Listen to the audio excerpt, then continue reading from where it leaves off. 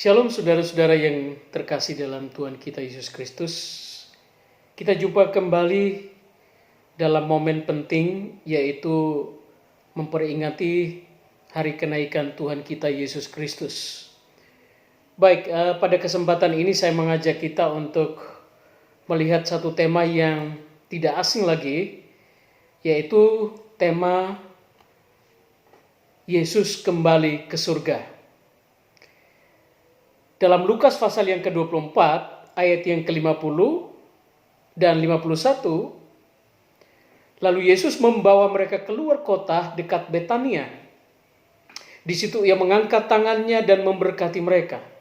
Dan seketika ia sedang memberkati mereka, ia terpisah dari mereka dan terangkat ke surga. Mengapa saya mengangkat tema Yesus kembali ke surga?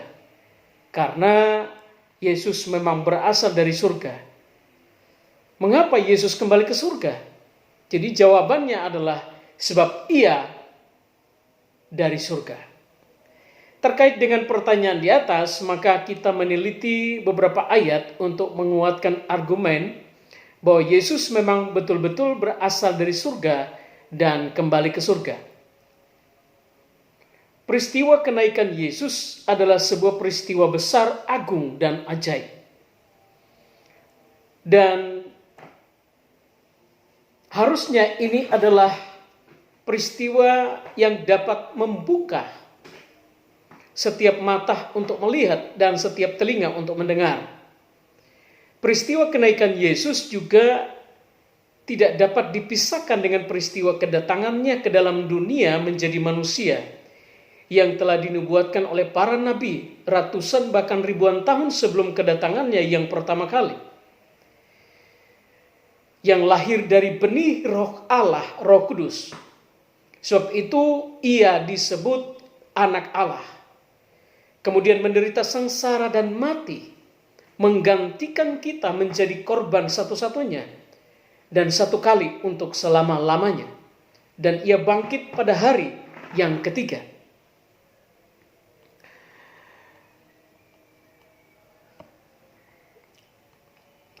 Kemudian berkali-kali ia menampakkan diri kepada murid-muridnya dan kepada banyak orang. Lalu dalam Injil Lukas pasal yang ke-24 ayat yang ke-51, dan ketika ia sedang memberkati mereka, ia terpisah dari mereka dan terangkat ke surga. Dalam Injil Yohanes pasal 8 ayat yang ke-23 mengatakan, lalu ia berkata kepada mereka, kamu berasal dari bawah, aku dari atas. Kamu dari dunia ini, aku bukan dari dunia ini. Injil Yohanes pasal yang ke-6 ayat yang ke-38 mengatakan, sebab aku telah turun dari surga. Jadi Yesus membuktikan dirinya berkali-kali, yang mengatakan bahwa dia itu berasal dari surga dan kembali ke surga. Sebab aku telah turun dari surga bukan untuk melakukan kehendakku, tetapi untuk melakukan kehendak Dia yang mengutus aku. Dan yang sangat menarik adalah sebelum ia pergi, ia memberikan beberapa pesan yang paling terakhir kepada murid-muridnya. Dan saya mengemukakan ada 3 pesan penting. Pesan yang pertama ialah, aku akan memberikan Roh Kudus kepada kamu yang disebut dengan Parakletos.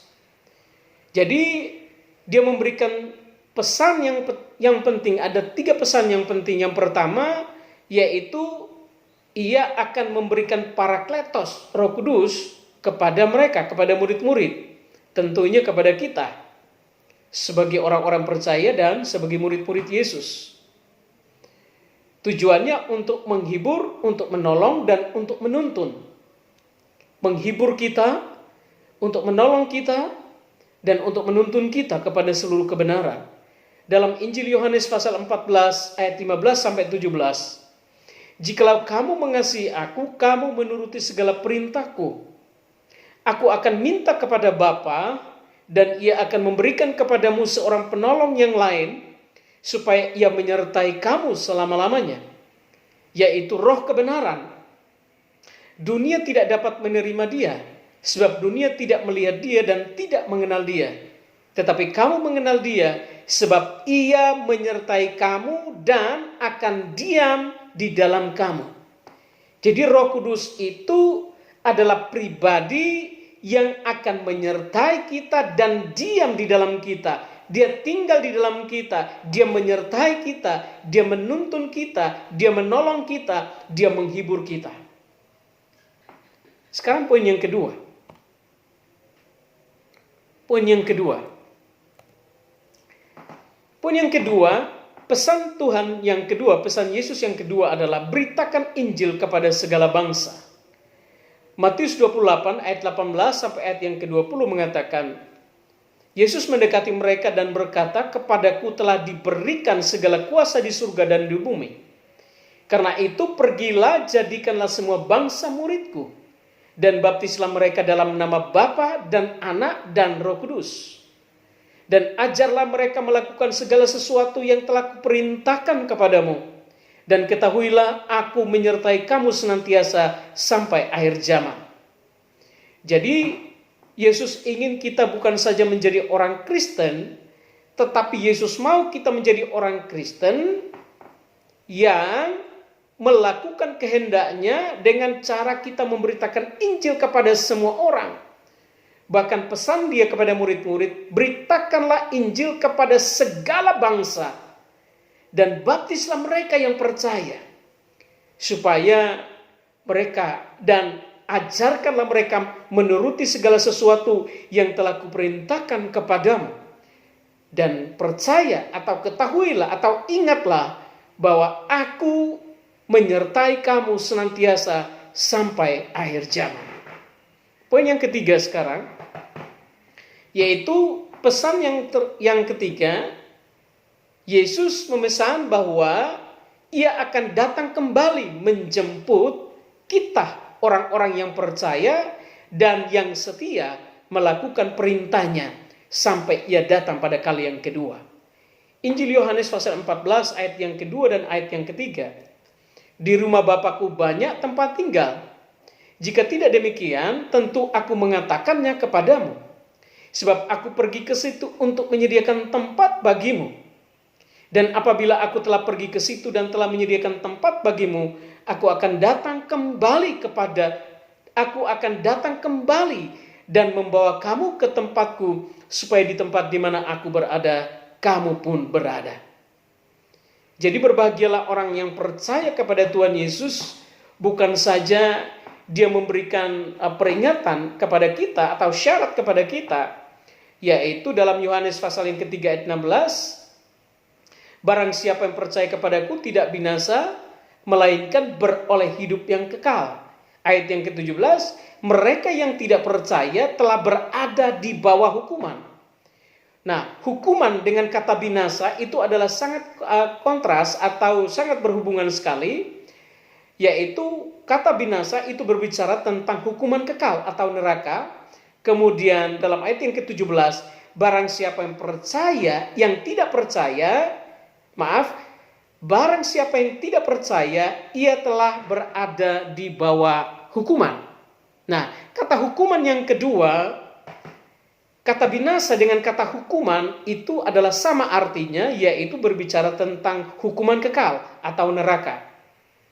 Karena itu bagi kita yang sudah percaya, mari kita terus berpegang teguh kepada perintahnya dan kita terus memberitakan Injil Kerajaan Allah ini, supaya banyak orang semakin percaya dan mengenal nama Tuhan Yesus Kristus. Sebab kita yakin percaya jaminan Tuhan kepada kita bahwa tidak ada seorang pun yang sampai ke surga, tidak ada seorang manusia yang bisa sampai ke surga kalau tidak melalui Dia. Yohanes 14 ayat 6, akulah jalan dan kebenaran dan hidup. Tidak ada seorang pun yang datang kepada Bapa kalau tidak melalui aku. Jadi jelas sekali ayat firman Tuhan memberikan jaminan dan kejelasan. Yang tidak percaya telah berada di bawah hukuman.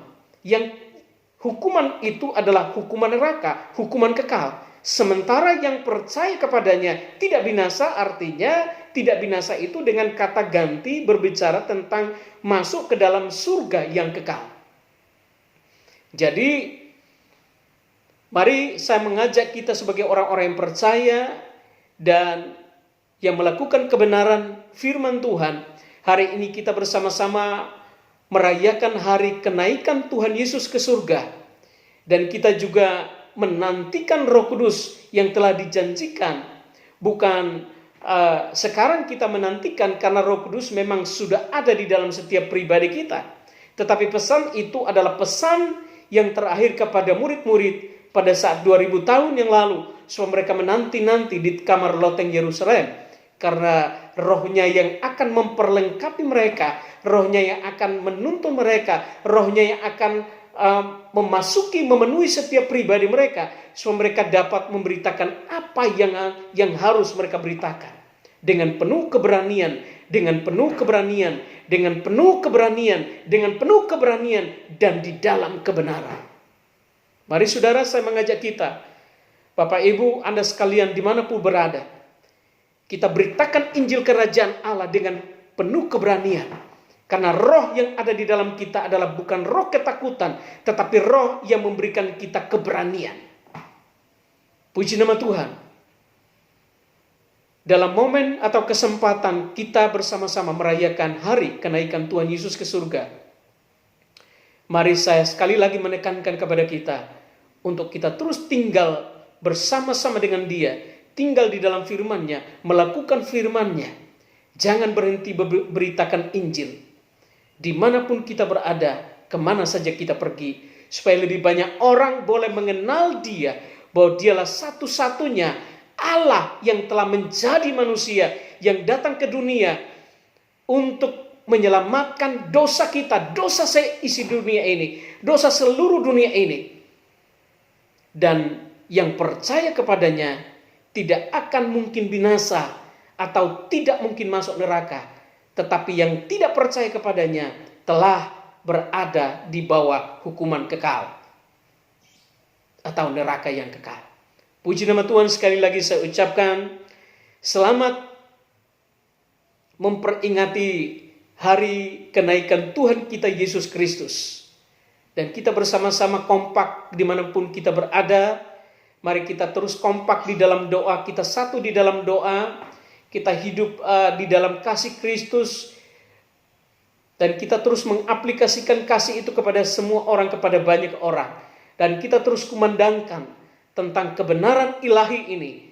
Bahwa di luar Yesus tidak ada keselamatan. Itu jaminan yang pasti.